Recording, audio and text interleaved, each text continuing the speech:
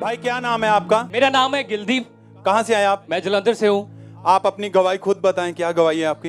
Brother जी, मेरी गवाही ये है कि मैं पंजाबी इंडस्ट्री में और बॉलीवुड इंडस्ट्री में एज अ प्रोफेशनली सिंगर हूँ।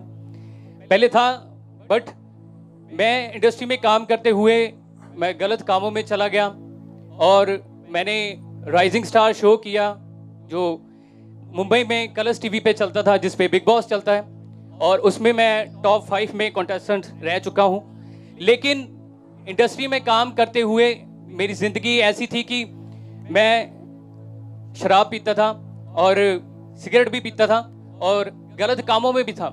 आप नशे के साथ साथ व्यभिचार में भी थे? जी जी जी जी। कैसी लाइफ थी आपकी उस समय?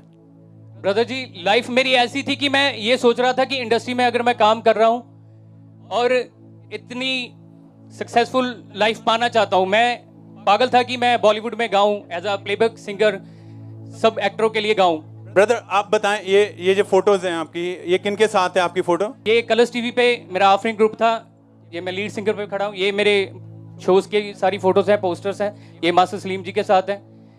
और ये मेरा जो प्रोफेशनल मैंने पहले सॉन्ग किए थे पंजाबी सॉन्ग्स, और ये रवि दुबे हैं जो एंकर हैं कलर्स टीवी पे, और हंसराज जी के साथ भी मैंने परफॉर्म किया दूरदर्शन में, और शंकर महादेवन जी जो कलर्स टीवी पे जज थे उनके साथ भी मैंने परफॉर्म किया, और दिलजीत दोसांझ उनके साथ भी परफॉर्म किया टॉप 5 में कंटेस्टेंट। और ये खालसा कॉलेज जलंधर की ये फोटो है, वहाँ पे भी मैंने, ये भी कलर्स टीवी की फोटो है, और ये LPU की फोटो है। मैंने वहाँ पे 4 साल की डिग्री की म्यूजिक में, तब मैं परफॉर्म करता। ये खान साहब और संग्राम जो पंजाबी इंडस्ट्री में सिंगर हैं उनके साथ है, और इनके साथ मैं लाइव प्रोग्राम करता था, मेले वगैरह करता। और इन सभी के साथ आपका उठना बैठना था, इनके साथ आप गाते थे?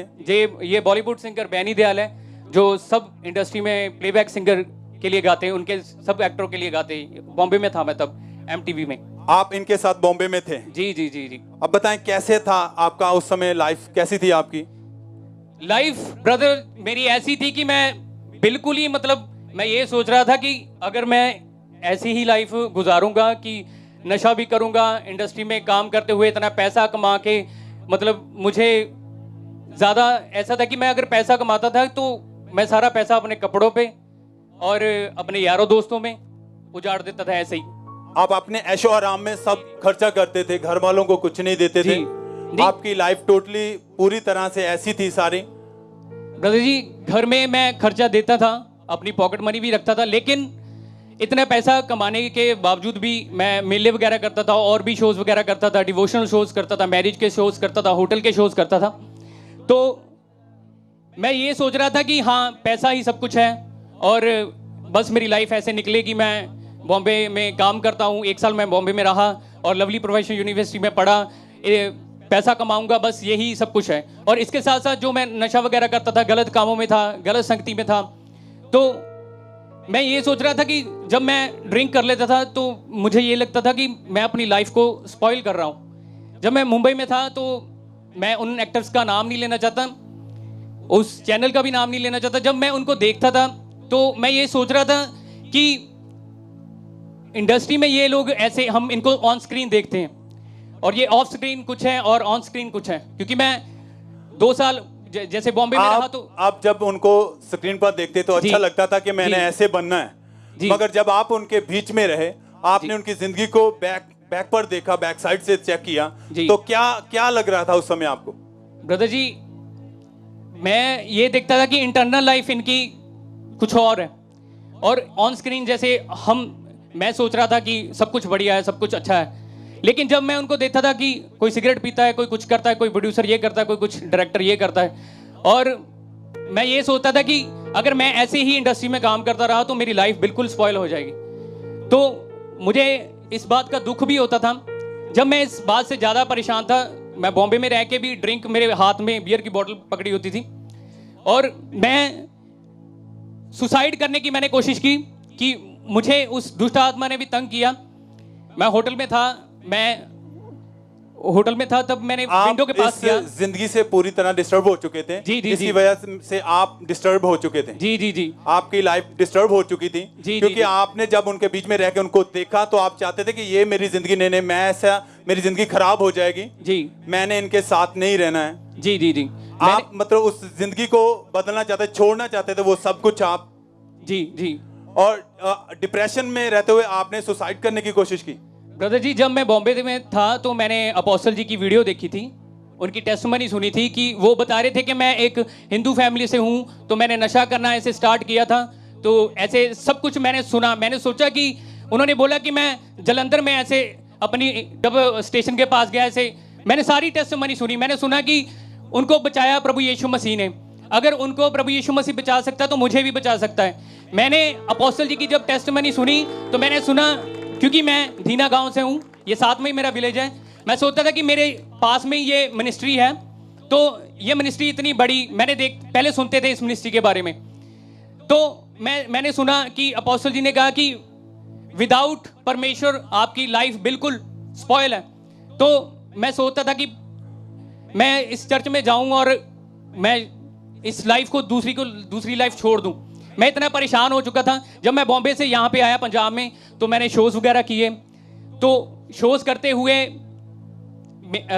पैसा अपनी फैमिली को भी देता था, और पैसा देने के बावजूद भी लड़ाई झगड़ा घर में रहता था। और जब ये लॉकडाउन हो गया 2020 में, तो मेरे शोज़ वगैरह सब बंद हो चुके थे। तब शोज़ वगैरह बंद होने के बाद मैंने अपनी फैमिली को कोई पैसा नहीं दिया, क्योंकि मेरे पास शोज़ नहीं थे। तो मेरे फादर ने मुझे बोला कि तू पैसे कमा और हमें दे पैसे। मैंने उनको बोला कि मेरे पास अभी शोज़ नहीं है, मैं आपको कहाँ से पैसे दूँ। तो मैं इतना परेशान हो गया कि मैं क्या करूँ अपनी लाइफ का। तो मेरे फादर ने मुझे घर से निकाल दिया। पैसा ना देने की वजह से आपस में बहुत ज्यादा लड़ाई झगड़ा होने लगा, जिसकी वजह से आपने घर छोड़ दिया। फिर जी, मुझे उन्होंने बोला कि तू घर से निकल जा, जब पैसे कमाएगा तो फिर यहाँ पे आना, अगर कोई काम नहीं करना, क्योंकि मैंने म्यूजिक में ही सीखा, सब कुछ म्यूजिक में करना चाहता था।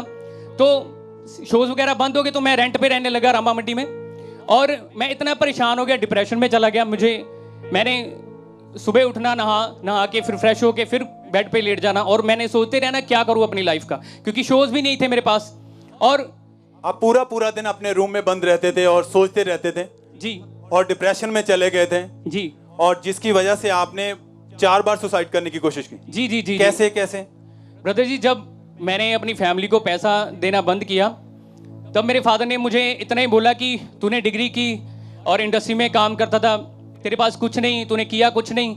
और यही बातें मेरे दिमाग में ज़्यादा ऐसे होती रही। तो मैं यहाँ पे फुल्लीवाल के पास, वहाँ पे मैं सुसाइड करने जा रहा था। ट्रेन के नीचे मैं बोलता था कि मैं अपना सिर दे दूँ।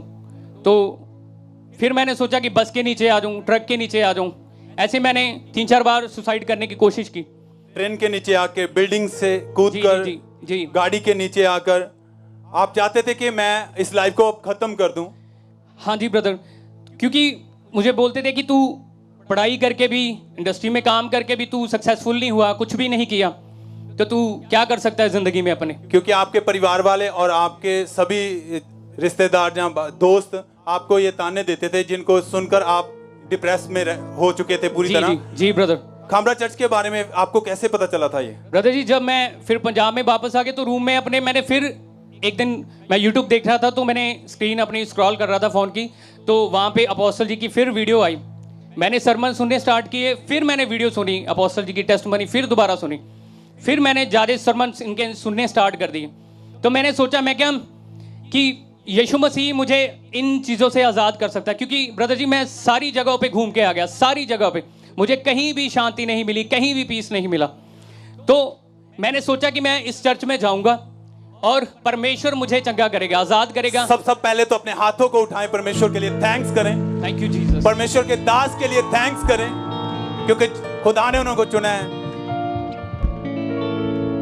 और फिर आप चर्च में आए। जी, मैं यहाँ पे वर्शिप हो रही थी, लाइव चल रहा था सारा कुछ। मैंने हेडफोन्स लगाए, अपनी बाइक पे आ रहा था, मैं हेलमेट पहना था और मास्क पहना होगा, मैंने गोगल्स लगाई हुई, तो मैं सुन रहा था यहाँ पे वर्शिप के सॉन्ग चल रहे, तो मैं रोने लग पड़ा बाइक पे आता था। जब मैं चर्च में आया, ओवरफ्लो सेक्शन के बाहर मैं खड़ा था, तो मुझे मेरे सामने, मेरी आंखों के सामने जितने मैंने पाप किए, जितनी मैंने गलतियाँ की, वो सभी मेरी आंखों के सामने आ रहा था। तो मैं परमेश्वर से ये मांग रहा था कि परमेश्वर, तू माफ़ करने वाला परमेश्वर, मुझे माफ़ कर दे, मेरे गुनाहों को माफ़ कर दे। परमेश्वर, तू धर्म और जात को नहीं बदलता, तू हमारा जीवन बदलता है। और फिर आप 1 नवंबर 2020 को आप संडे मीटिंग अटेंड कर रहे थे जी। क्या हुआ उस दिन? जब मैं मीटिंग में आया तो अपोस्टल जी प्रार्थना कर रहे थे कि आपको नशे का आत्मा, दुष्ट आत्मा छोड़ के जाए, व्यभिचार का गंदा आत्मा छोड़ के जाए। आइए हम उस प्रार्थना को सुनते हैं पहले।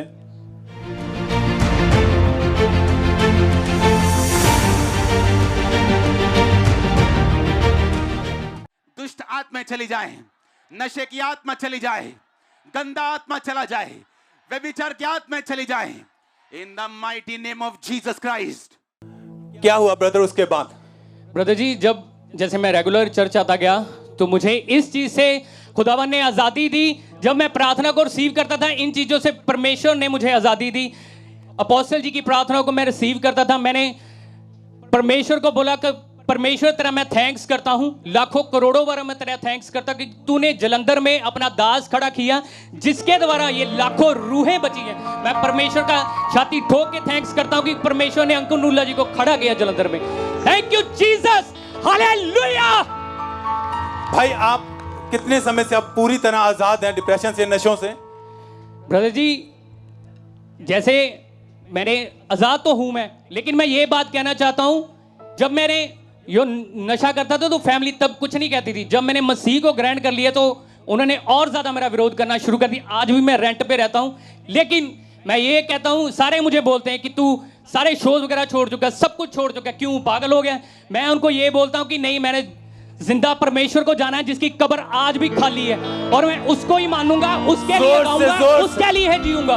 मैंने अपने फादर को, मेरे फादर ने मुझे बोला कि तू अंग्रेजों के गुरु को मानता है। मैंने उनको बोला मैं अंग्रेजों के गुरु को नहीं मानता, मैंने बाइबल पढ़ी। परमेश्वर ने इस भाई की लाइफ को चेंज किया है। सब जन अपने हाथों को उठा के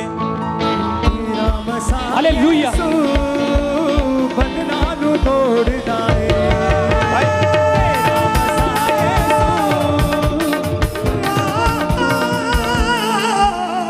क्या कहना चाहते हैं आप कि परमेश्वर ने आपकी जिंदगी को बदला है? ब्रदर जी, मैं ये कहना चाहता हूं, जो ये यहाँ पे जितना यूथ बैठा है और जितने यूट्यूब पे भी सुन रहे हैं, जो अन्य जाति से भी हैं, जितने भी अन्य जातियों में से, मैं उनको ये कहना चाहता हूं कि यीशु मसीह हमारा धर्म और जात नहीं बदलता, हमारा जीवन बदल देता है। उसको जानो, वो जिंदा खुदा है, उसकी कब्र आज भी खाली है, उसकी कब्र आज भी खाली। मैं थैंक्स करता हूं परमेश्वर का। Hallelujah, hallelujah, hallelujah. हाथों को उठा के जीवन परमेश्वर के नाम को महिमा दे।